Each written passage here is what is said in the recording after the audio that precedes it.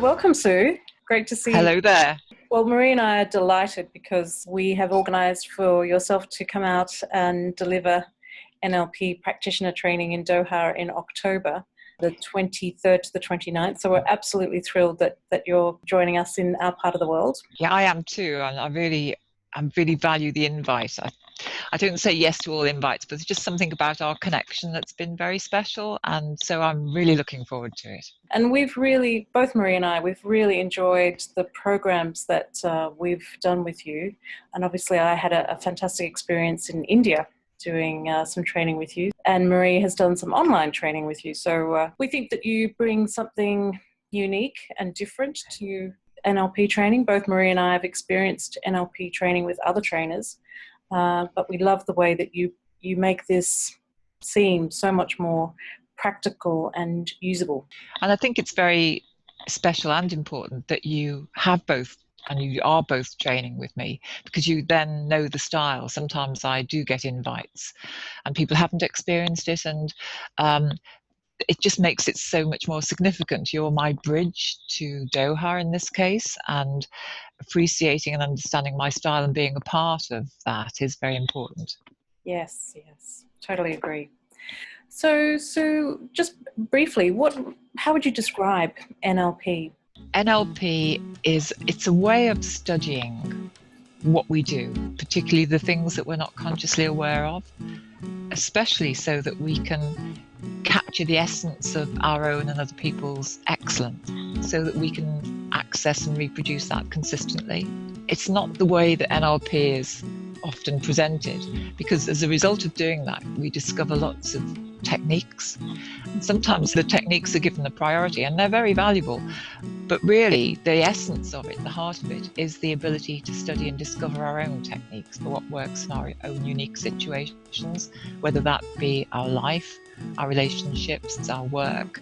It applies to universal contexts. What would you say is the reason that people should become aware of it and learn more about it to enhance their lives? Well, it's a way of everybody discovering or rediscovering their unique talents and their own essence of excellence. It gets lost for many people to varying degrees. Often we're categorized in the world and by the business world by fixed categories that don't always fit. Well, they usually don't fit everybody. And I can't imagine anybody not wanting to discover their truth and the essence of their best way of being, whether that be in life or whether that be in work. It's like, who wouldn't want to do that? And it's a real route to being able to do that. Yes, we totally agree with you there, Sue. We all bring our own unique gifts to the world, and yes, often we learn how to ignore them. We don't get to appreciate what we bring, the true essence, as you say, of ourselves, because of what we learn through society, parents. Yes, we get expected to conform to certain categories that are judged as being good or not good. And really, everybody is unique. It's like culture, because often people ask me about NLP and culture. And everybody has, there are trends in country cultures, for example, but everybody within that has their own unique culture. And learning to respect that and learning to be with that and work with that, for me, is what makes real-time connecting and engaging important. Absolutely. So I was going to ask you, what was the catalyst for you to really open up your eyes and mind to NLP? Or maybe you have an example of someone that you've worked with that uncovers that, where you've supported them to uncover their uniqueness. Gosh, as you were speaking, there were a number of examples came to mind. What took me to NLP was being in the company of somebody by whom I was just so impressed by their style. Very elegant man who was training on a writing course I went on years ago, which kind of was the start of the journey to writing books, for example. And I'd been in training for some time, but there was something, when you sometimes see or meet people and you think, gosh, there's something very, very special about this person. I just almost like I want to be around them, just to let it. And I discovered that in talking to him, that he had trained in NLP, and it was very unusual then. This was probably 30 years ago.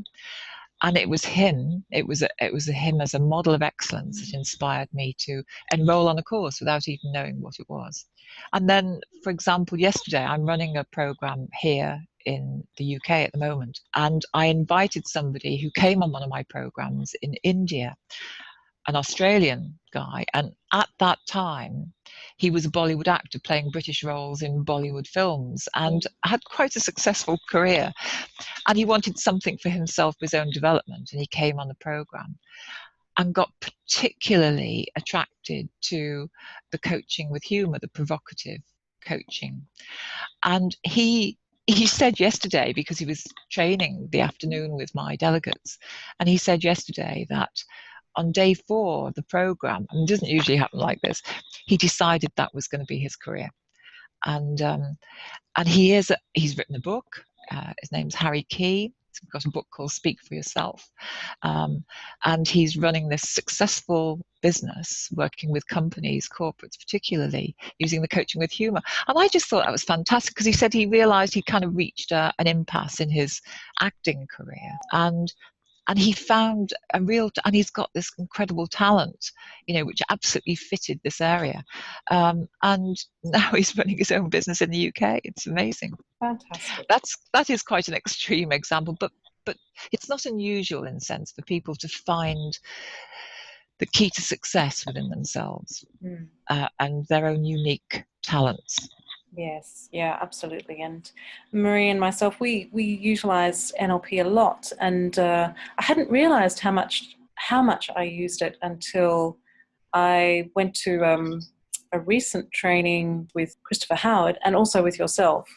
I hadn't realized how much I had absorbed from my training, my NLP practitioner training about 7-8 years ago with the Coaching Institute, and I realized, gosh, it really is seeping through everything that I'm doing. So it just provides so many skills. And it's not something we don't have. It's something we're born with. We're born with that ability to learn by modeling. But what tends to happen is that the kind of training and education that we get. I mean, I was with my granddaughter last week, and she has no sense of failure. You just try things out and you do it again, and just absolute curiosity and truth about her reaction to things, and that tends to get trained out of us. We're asked to conform to certain rules, so we're born with that ability to model, which is the term used. So in a way, when I'm running NLP trainings, what I'm doing is teaching people to relearn what they already had, to relearn how to learn, and how to make that conscious. So the difference with children is that they don't have the conscious structure, they do it. What we learn with NLP is how to give it a structure that we can reproduce and that we can teach to other people as well. Yes, knowing what it is that we want to achieve, having a goal, an end in mind. Yes, having a desired result that we want to, and it might be emotional state, it might be a particular way of working, for example, it might be a style that we want to project, it might be a way of engaging with, it can be, I mean, that's the beauty of it, it can be anything. And people can choose what that is, and they do choose the most remarkable things. It's not confined to how do I do appraisals or how do I present, or it's anything. So I use it to help me when I'm cycling, for example. How do I access the best performance within myself? And your cycling trips look amazing. They really do look amazing. It's not just a quick cycle around the block. They are full on mountainous, it looks like. Yes, I just did one, a tour. We cycled to the Pyrenees, and it was, I wouldn't say it was easy, it was very tough, but it's great to be able to do that. And I think, a large part of sport is how we manage ourselves mentally. I don't always succeed, but I think I stand a better chance having the skills and the awareness with NLP than I would do otherwise. Yes. And people can not only use this new learning of how to model to create their goals, but it can also support people who want to overcome things that are holding them back. So I worked with a client the other day about a flying phobia. We did some work based on the principles of NLP. She hasn't flown yet, but she has fed back to me that there's definitely a shift in the way she sits in traffic. Yes, I mean, very typically, I suppose pretty well, it's probably safe to say everybody has something that by which they hold themselves back.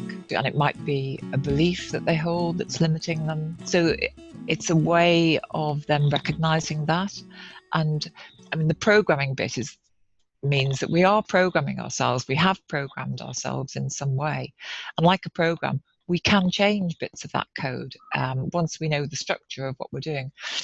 And it can work on a big scale as well. So, for example, I've done projects in companies where corporates want to get the best performance across, say, a team or across a band of people. And they don't quite know what makes the difference between the top performers and the rest. They know that some people are outstanding, but they haven't been able to put their finger on what it is.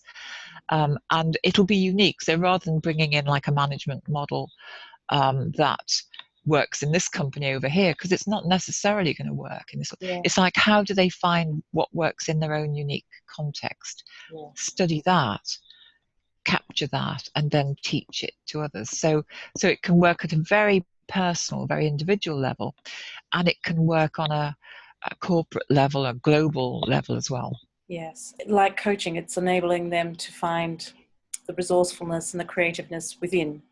Exactly. And I think that's very important in coaching. I mean, because coaching is a thread throughout everything. And certainly my trainings, for example, they are like coaching on a group scale. I'm coaching people. I'm noticing patterns in people. So I'm not working to a fixed agenda. There are outcomes, but it's not like, well, let's do this topic and then that. It's going to be based on what I perceive to be the patterns and the needs of the people in the group at that time. Yeah. And from a perspective of coaching, NLP is a way of studying how is somebody getting the results that they're getting, whether they're good or not so good.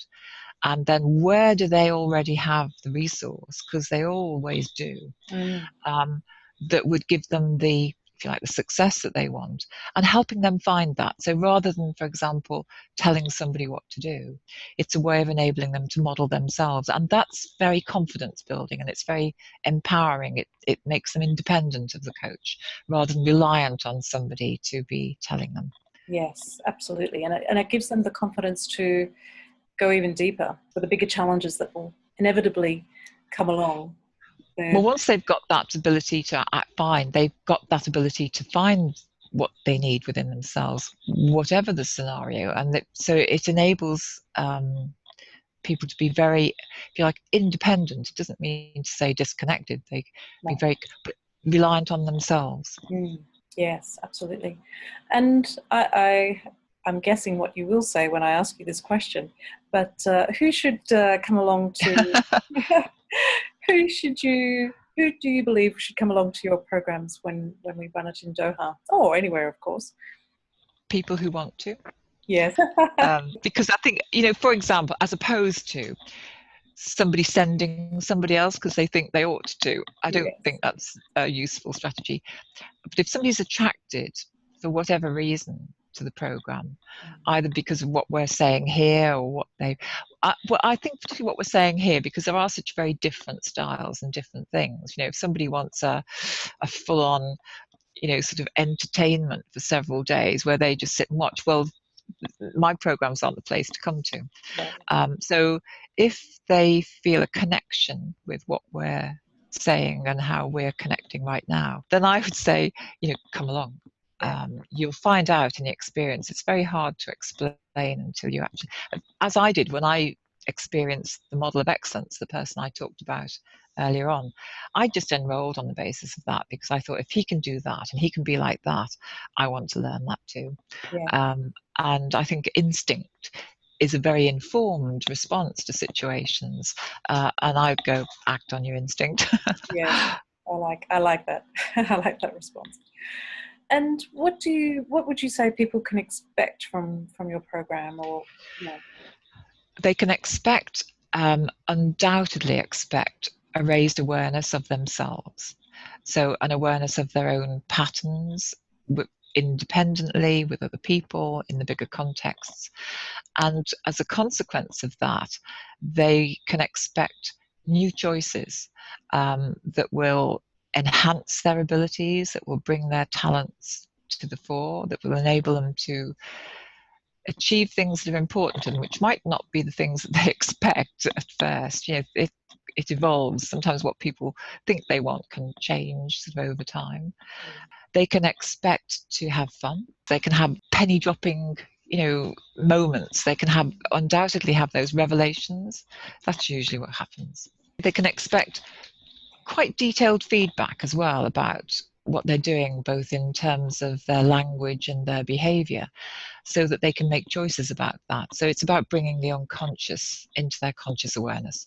Yeah, which, as we know in the field that we're in, that creating awareness is the first step to creating change. It's very powerful once you start to understand, when you get that feedback, which comes from a place of love, comes from a place of great intention, that you, as you say, you can make choices. You're free to choose whether you stay the same or whether you want to create the change. Exactly. And I think something else that you touched on there that's very important is that it's a very safe, trusting environment.